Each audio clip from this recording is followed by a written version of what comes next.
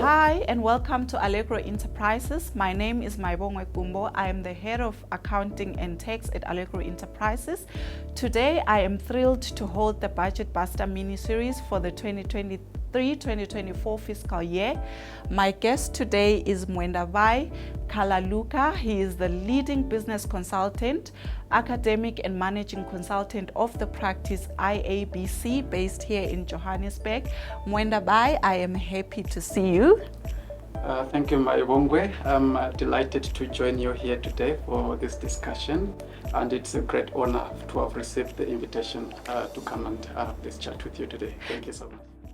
Let's talk about sin taxes. For a number of years, at every speech we see increases in these. I can't really remember when last they went down or they remained unchanged. What are your thoughts?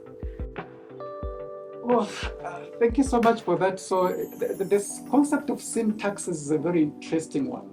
So these are taxes where the government actually imposes tax, but with the main objective not to generate revenue, but rather to sort of like direct consumer behavior or the behavior of its citizens.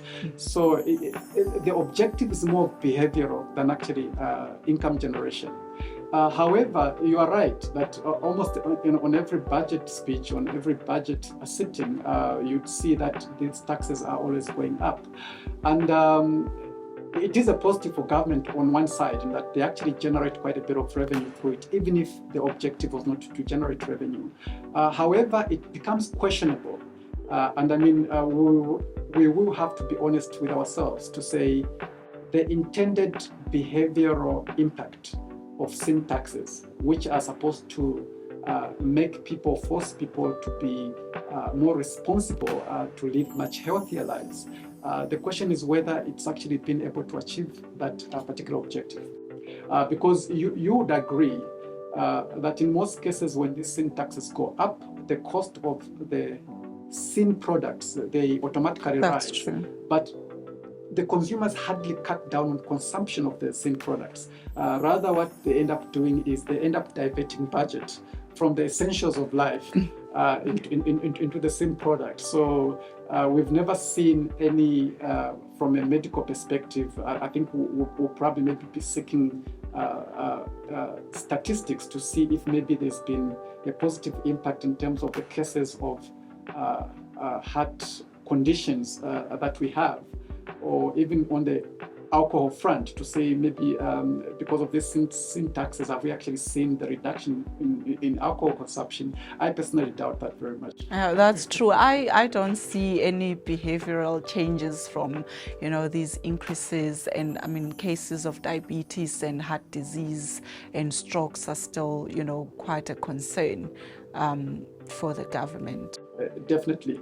But given that, I think our taxpayers must just know that just as it has been in all the other years, in this year there's been an increase in the sin taxes. So on average, your spirits are going to go up by a price of 390 cents for a 750 ml bottle of spirits. That is very steep. Even the minister said something like SAFA. Mwendabai, thank you so much for joining me. It's been really lovely having you and holding this mini-series with you.